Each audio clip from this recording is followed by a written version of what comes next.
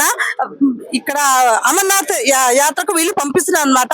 ఇంత మంచి కార్యక్రమము వీళ్ళు ఈ సిద్దిపేట ప్రజలు చేస్తున్నందుకు నాకు చాలా సంతోషంగా ఉంది. నేను ఇక్కడికి వచ్చినాను.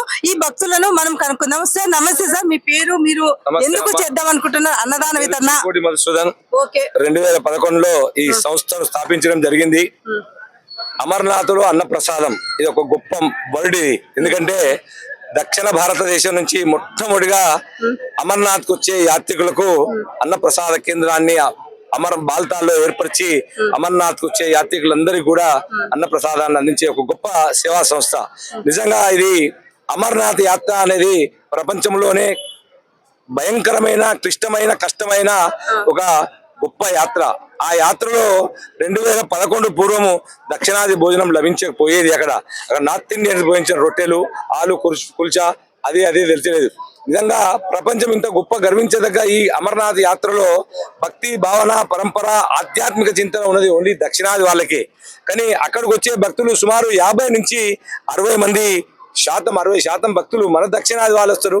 కానీ మనకు కావాల్సిన భోజనం అక్కడ లేదు. ఆ ప్రాంతంలో ఒక ఛాయ్ గాని, ఒక ఇడ్లీ గాని, ఒక దోశ గాని, ఒక అన్నం గాని, ఒక ఆవకాయ పచ్చడి గాని ఏది కూడా ఆ ప్రాంతంలో దొరకలేదు. అప్పుడు దీన్ని గ్రహించి పరమేశ్వర మీ ఆశీర్వాదం ఉంటే వచ్చే సంవత్సరము ఈ దక్షిణాదికి వచ్చే ప్రజలందరికీ కూడా తెలుగింటి అచ్చమైన భోజనాన్ని ఇక్కడ అందిస్తామని సంకల్పం జరిగింది. మరుసటి 2011వ సంవత్సరంలో ఆ భగవంతుడు స్వప్నంలో కనబడి, నువ్వు ఏదైతే సంకల్పించినవో అది సిద్ధిస్తుంటది బిడ్డ, అది దాన్ని నెరవేర్చు అని భగవత్ అనుగ్రహంతో, ఆయన కృపతో దానికి ప్రయత్నం చేయడం జరిగింది. ఎంతమంది 2 నెలలకు తిరిగినా కూడా 11 మంది తయారు కావడానికి 2 మాసాలు పట్టింది నాకు. చాలా భయంకరమైన యాత్ర. అష్ట కష్టాలు మేము ఆ యాత్రలో 2010వ సంవత్సరంలో పడ్డమి. జీవితంలో మళ్ళీ తిరిగి మేము ఈ ప్రాంతం, మన ప్రాంతంకు రాగలుగుతామా అనే ఒక సందేశాత్మక ప్రశ్న ఏర్పడ్డది. దైవశక్తి ముది ఏది కూడా పనికిరాదు. 2000 సంవత్సరాలు బాగా విశిష్ట కృషి చేసి 11 మందితోని అమర్నాథ్ అన్నదాన సేవా సంస్థగా ఏర్పరిచి, గౌరవనీయులు పెద్దలు ఇల్లెన్ లంజయ్య గారు వారి సారథ్యంలో ఈ సంస్థను ఏర్పరిచి మొట్టమొదటి సంవత్సరంలో అమర్నాథ్ కు వచ్చే భక్తులకు బాల్తాల్ బేస్ క్యాంప్ లో పెట్టడం జరిగింది. నిజంగా మీలాంటి పత్రికా విలేకరులు, ప్రింట్ మీడియా ఈ ప్రచురాన్ని ఎట్లా చేసిందంటే, మంచుకొండల్లో మన భోజనం, అమరేశ్వరుని సంధిలో సిద్దిపేట గుమగుమలు అని పత్రికల సహకారంతో అద్భుతమైన ప్రచారం చేయడం వల్ల మన సంస్థకు ఎంతో ఒక గొప్ప పేరు ప్రఖ్యాతులు రావడం జరిగింది. అంచెలంచెలుగా ఎదిగి ఒదిగి ఆ భగవంతుని అనుగ్రహంతో 15 సంవత్సరాలుగా ఆ అమర్నాథ్కు వచ్చే సుమారు 4 నుంచి 5 లక్షల మందికి ప్రతినిత్యం సుమారు 1 కోటి నుంచి 1,50,00,000 రూపాయల వ్యయంతో కూడుకున్న ఆహార పదార్థాలను ఈ సిద్దిపురం నుంచి పంపి అక్కడ 40 రోజులు, 40 నుంచి 50 రోజులు అక్కడ ఉండి సేవ చేసి ఒక ఆత్మీయంగా, అభిమానంగా, ఒక ఇంటి అల్లునిగా అర్చుకొని ఆహార పదార్థాలను పంచడం జరుగుతుంది.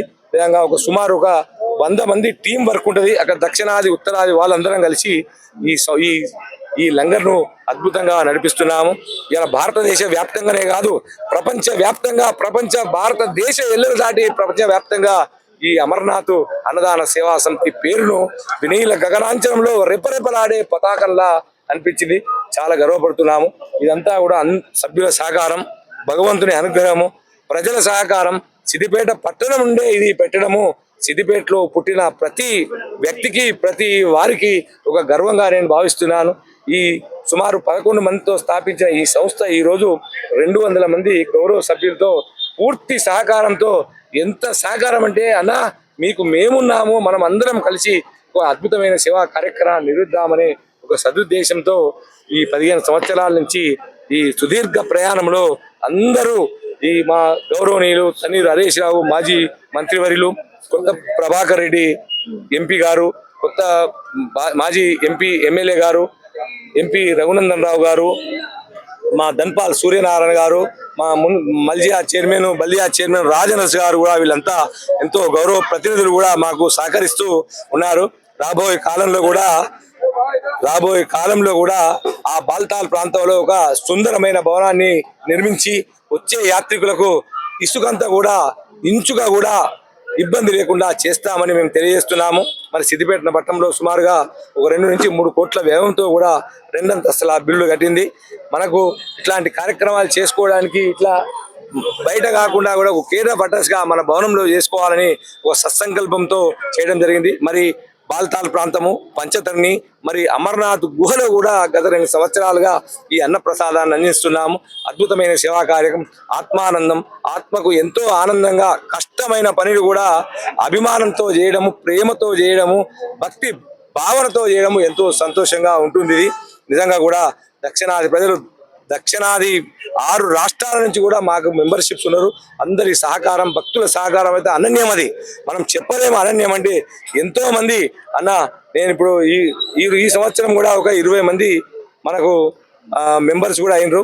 సంగారెడ్డి వాస్తవులు గత సంవత్సరం వాళ్ళు యాత్రకు వచ్చి మన బాధలను మనం చేసే అన్న ప్రసాదాన్ని చూసి వాళ్ళ ఆశ్చర్యానికి చకితులయ్యి అన్నా మీకు మేమంటూ మా వంతు సహకారాన్ని మీకు అందిస్తామని ఒక సుమారు 3-4 లక్షల రూపాయల వ్యయంతో కూడుకున్న సామాగ్రిని కూడా మాకు అందజేయడం జరిగింది. ఇదంతా ఇట్లాంటి భక్తులు కోకొల్లులమ్మా, మనం 1, 2 అని చెప్పరాదు. చాలా మంది భగవత్ సేవలో ఆ ప్రాంతంలో వారం రోజుల వరకు వచ్చే వరకు కళ్ళని సొట్టలు పడతాయి, పేగులన్నీ మటమట మాడిపోతాయి, శరీరంలో మొత్తం శక్తి అనేది నిర్వీర్యమైపోతుంటది. ఆ భగవంతుని చూడడానికి కూడా కళ్ళు కూడా సహకరించాయి. అట్లాంటి ప్రాంతంలో శుచి, శుభ్రము, రుచితో కూడుకున్న భోజనాన్ని ఒక ఇంధనంగా మార్చి మేము ఆ భగవంతుని చూడడానికి తగిన సహాయాన్ని అందిస్తున్నాము. ఇదంతా భగవంతుని అనుగ్రహం, భక్తుల సహకారం. రాబోయే కాలంలో కూడా అద్భుతమైన సేవలు ఈ అమర్నాథ్కు వచ్చే యాత్రికులకు ఇంకా కూడా రెట్టింపు చేసి ఈ సిద్దిపేట ప్రతిష్టను వినీల గగనాంచనంలో రెపరెపలాడేలా చేస్తామని సగౌరవంగా మేము చెప్తున్నాము. ఇది సిద్దిపేట పోరాటాల గడ్డ. సిద్ధులకు, రససిద్ధులకు, సద్బుద్ధులకు కోటై మేటై వెలిసింది. ఇది అడుగున ఆలయాలు, ఆర్తి తీర్చే సేవా సంఘాలు ఈ సిద్దిపురులు ఉంది. ఇది ప్రతిదీ సిద్ధించే ఈ సిద్దిపురి. ఇది చాలా చాలా గొప్ప ఈ సిద్దిపేట. ఇక్కడి నుంచి రావడము మాకున్న ప్రజానాయకులు కూడా, ఎంపీ గారు కానీ, ఎమ్మెల్యే గారు కానీ పూర్తి సహకారాన్ని అందిస్తూ మున్ముందుకు మమ్మల్ని నడిపిస్తున్నారు. నిజంగా భగవంతుని అనుగ్రహం ఎక్కువ మాకు. ప్రజల, భక్తుల సౌకర్యం, సహకారం ఉంది మాకు. భగవంతుని ఆశీర్వాదం కూడా అంచెలంచెలుగా ఇంకా ఎన్నో గొప్ప సేవా కార్యక్రమాలు. ఇదొక అమర్నాథ్ అన్నదాన సేవ నుంచి అన్నప్రసాదమే కాదు, కరోనా టైంలో 2 సంవత్సరాలు సుమారు ఒక 60 నుంచి 70 లక్షల రూపాయల వ్యయంతో కూడుకున్న, అప్పుడు ఏమి దొరకని ప్రాంతంలో ఒక్కొక్కరికి సుమారు ఒక 1000 రూపాయల ఆహార పదార్థాలను, కూరగాయలను ఇవ్వడం జరిగింది. ఇప్పటికీ కూడా పర్యావరణ పరిరక్షణకు మంచి అందమైన మట్టి విగ్రహాలను కూడా సుమారు 6 నుంచి 10,000 విగ్రహాలను కూడా పంచుతాము. సామాజిక సేవా కార్యక్రమాలు కూడా ఈ అమర్నాథ్ అన్నదాన సేవా సంస్థతో తరపున చేస్తున్నాము. ఇంకా రాబోయే కాలంలో కూడా అందరి ఆశీర్వాదంతో, భక్తుల సహకారంతో, భగవంతుని అనుగ్రహంతో, ప్రజాప్రతినిధుల ఆదరణతో ఇంకా గొప్పగా చేస్తామని సవినీయంగా సార్. అది కదా సార్, భవనము అన్నారు, ఇక్కడ ఆల్రెడీ స్టార్ట్ అయింది అన్నారు. సో అమర్నాథ్ లో కూడా మీరు స్టార్ట్ చేస్తామన్నారు. అది మళ్ళీ పర్మిషన్ వచ్చిందా మీకు భవనానికి? వస్తుంది. భవనానికి విస్తృతమైన ప్రయత్నాలు చేస్తున్నాము. అంటే అక్కడ గవర్నమెంట్ మీకు పర్మిషన్ ఇచ్చిందా సార్? ఇస్తుంది. అది భారతదేశంలో మోడీ ఒక 3 సంవత్సరాల ముందు 370 యాక్ట్ అని ఉండమ్మా. ఆ ప్రాంతంలో ఎవరు అక్కడి ప్రాంతం వల్లే కొనుక్కోవాలి, మన ప్రాంతాలకు కొనుక్కోవద్దు అని ఉండే 370 యాక్ట్ తీసేయడం వల్ల మనం ఇప్పుడు భారతదేశంలో ఎక్కడైనా కొనుక్కోవచ్చు. మనకు విస్తృతమైన ప్రయత్నాలు జరుగుతున్నాయి. కొంతమంది కేంద్ర మంత్రుల సహకారంతో కూడా ఆ జాగా ప్రయత్నం చేస్తున్నాం. ఒక 2000-3000 గదాలు జాగా ఇచ్చినట్టయితే అద్భుతమైన భవనాన్ని అక్కడ నిర్మాణం చేయడానికి అన్ని విధాల అంగులు మా దగ్గర ఉన్నాయి. తప్పకుండా అది నెరవేరుస్తాం. ప్రజాప్రతినిధుల సహకారంతో, భక్తుల సహకారంతో, మా సభ్యుల సహకారంతో అద్భుతమైన భవనాన్ని నిర్మిస్తామని తెలియజేస్తున్నాం. సార్, ఇంత మంచి ఆలోచన రావడం చాలా గొప్ప విషయము. కానీ ఇప్పుడున్న సిచ్యువేషన్ లో మన పిల్లలు, మన సంసారం, మన ఫ్యామిలీ, మన భార్య భర్త అనుకో అన్న దీంట్లో మీకు ఇది ఇట్లా ఇంత మందికి చేయాలన్న ఆలోచన ఎందుకు వచ్చింది? మానవ సేవయే మాధవ సేవ. దేశ సేవకు మించిన దేవతార్చన లేదు. అంటే అది రావడానికి కూడా వెనకాల ఏదైనా ప్రోత్సాహం ఉంటది. అంటే మీకు భగవంతుడి శక్తి ఒకటి మా దగ్గర ఉంది, ఆయన అనుగ్రహం ఉంది. 10 మందికి, ఒక 1000 మంది బతకడానికి మనం ఉన్నా లేకున్నా ఒకటే. ఒక 1000 మంది మనం ఆసరా కావడానికి ఎంత కష్టమైనా మనం కష్టం చేయాలి. ఎంతమంది కష్టపడాలి. ఒక గొప్ప సేవయే సంకల్పంగా, సేవయే దృక్పథంగా, సర్వీస్ ఈజ్ అవర్ గోల్. శరీరంలో ఉన్న ప్రతి నరం కూడా సేవ అనే తత్పరత అది అందరికి రాదు, అది కొంతమందికి వస్తుంది. సేవ చేసేటోళ్ళు ఉంటారు, సేవ చేసేటోళ్ళు ఉంటారు. ఇది మేము సేవ చేసే తత్పరత మాది. కరెక్టే సార్. ఈ ఆలోచన రావడం మీ సొంతంగా లేకపోతే ఎవరన్నా భక్తుల చెత్తగిన ఆదాలు ఎవరు లేరమ్మా. ఎవరు లేదు మీ అనుకు మీకు అనిపించింది ఇట్లా ఆదాలను మేము చేసిన కష్టాన్ని, మేము పడ్డ కష్టాలను ఇంకొక భక్తుడు ఎవరు పడొద్దని ఒక సత్సంకల్పమే. ఆ సంకల్పించడం వల్ల ఆ భగవంతుని సానుకూలమైన మాకు సిగ్నల్ రావడము, ఇది మేము ప్రయత్నించడం లాస్ట్ జరిగింది. ఇది నేను అడగమంటే మీకు ఇట్లా వచ్చింది కదా ఎందుకు అనేసి మెయిన్ అమ్మా మేము ఇంత కష్టపడ్డాం, తెలంగాణ నుంచి కాదు, అట్లా కాదు సార్. నేను అనేది మీరు అక్కడ అంటే ఇట్లా ఆలోచన రావడానికి మీరు ఆల్రెడీ మీరు పోయి అక్కడ అనుభవం అంటే అక్కడ మీకు అక్కడ పరిస్థితులు ప్రాబ్లమ్స్ తెలిసినాయా? తెలిసి తెలుసుకొని ఇట్లా చేయాలని కష్టపడ్డాము. ఆ కష్టాలు ఎప్పుడు జీవితంలో వేరే మేము వాళ్ళకి పడలేముగా, రాకూడదు అని. రాకూడదని ఒక గొప్ప సంకల్పంతోని మనం ఆ సంస్థను నిర్మించడం జరిగింది. Thank you sir. మీ అమూల్యమైన టైం ఇచ్చి మాకు Thank you, చెప్పిన అమ్మా. చాలా చాలా సంతోషము. Thank you. Okay, thank you sir.